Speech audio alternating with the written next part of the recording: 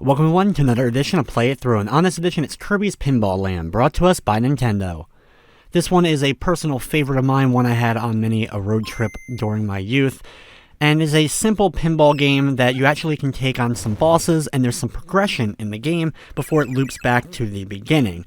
I figured I'd go ahead and show one loop here of Kirby's Pinball Land for the Nintendo Game Boy. This was actually the third Kirby game to be released, following Kirby's Adventure on the NES in early 1993. This came out in late 1993 in November. As we begin the game, we're going to go ahead and go to Whispy Woods first. You can pick any of the 3 levels to go to first. I end up getting a bonus room pretty early. Each one of the tables has their own little bonus room. I'm just going to showcase the one here.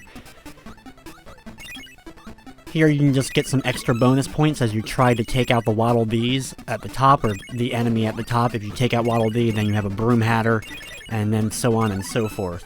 I'm never really that great at clearing out enough blocks to get to the enemy a lot of times, but at least usually I can hit them once or so.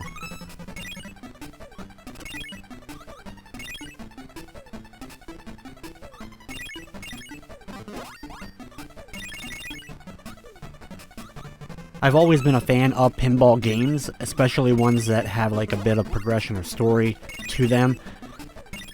And there are a handful of classic games that did just that.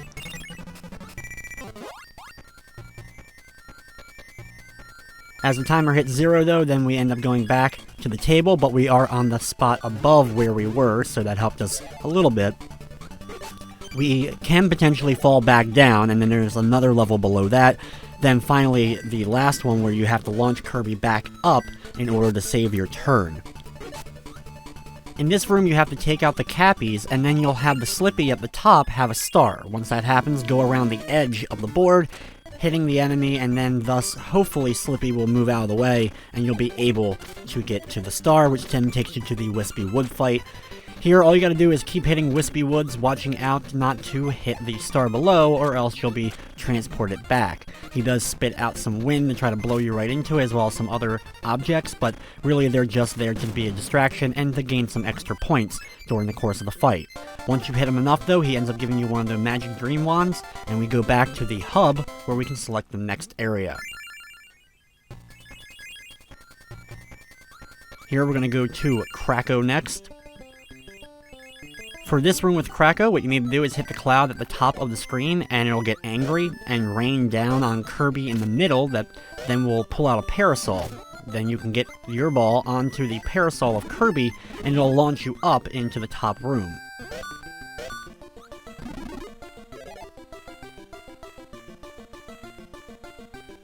Once we have that rain coming down, we just have to get to the center. Sometimes it can be difficult. You can tilt the whole table, which for no penalty, just keep pressing the up button in order to do it, and sometimes shaking it like that can actually be beneficial as far as getting Kirby to go to certain spots. Like just moving him slightly a bit. Here we battle Mr. Shine and Mr. Bright. Mr. Shine we have to take out by dealing with the other enemies, whereas Mr. Bright is kind of in the corner here, and we have to take out some random stars in order to get a clear path in order to take them out. Once they're both done though, we move on to the boss fight against Kracko. As Kracko flies around, just keep on hitting him and making sure that you don't accidentally lose Kirby down into the warp star below. After enough hits though, he will transform. A bat will start flying around, as well as he will start using electricity. If he goes over to the left or right wall though, you can actually get Kirby to get against the wall and bounce off the wall and Kracko back and forth real fast and deliver a lot of fast hits, in which case Kracko should be done, and we go back to the hub. I'm going to go to the Poppy board.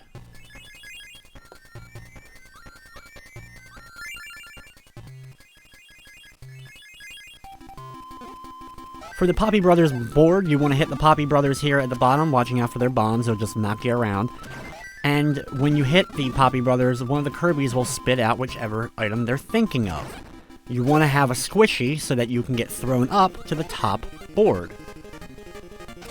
Squishy is always one of my favorite enemies in the Kirby series, mainly just because of the name and the way that it was pronounced in Kirby's Avalanche on the Super Nintendo, which is one of my favorite games. For this part, you have to defend the eggs while they hatch, hitting the eggs multiple times to get them to hatch, while defending them from the Poppy Bros.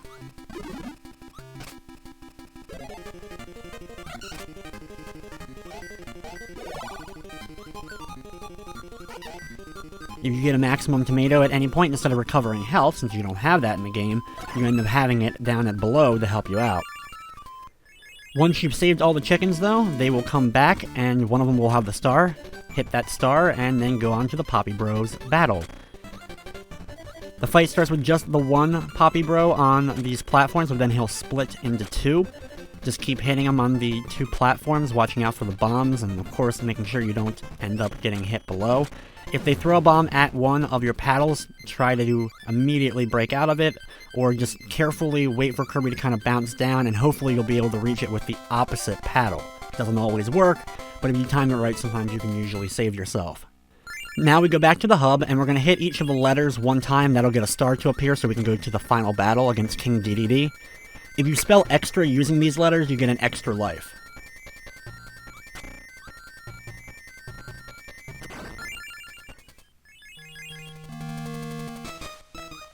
Here we go against King Dedede, the final boss hero of Kirby's Pinball Land. For the first part, he's going to throw some bombs at us, or at least try to throw some bombs at us. We'll hit him as many times as we can before he launches them. If he hits, of course, one of your paddles, just be patient and hopefully you'll be able to hit the ball with the opposite paddle. When he flies around the room, sometimes you can kind of get him stuck like this, and you can hit him multiple times. It doesn't always happen, but always good when it does, just like with any of the other bosses here. Then next up, he'll do some electricity, shocking the paddle, causing it to be frozen. Switching between the two paddles, potentially freezing both, just you have to be ready for which one isn't frozen. When you reach 500,000 points, you get a cutscene. There's a few things like that throughout the game for the different point intervals. Just funny to happen during the final battle here.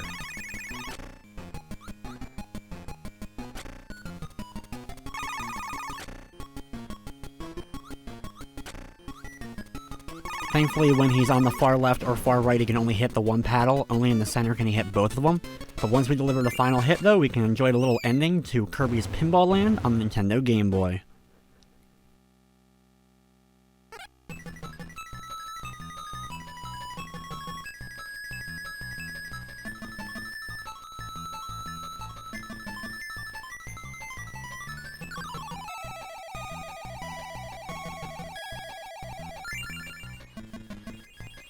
And there you have it, Kirby's Pinball Land for the Game Boy. Like I said, a personal favorite of mine. I've always liked pinball games, and this one is enjoyable. But with that, it'll wrap up this episode of Play It Through. I'd like to thank you for watching, and of course, I hope you enjoyed.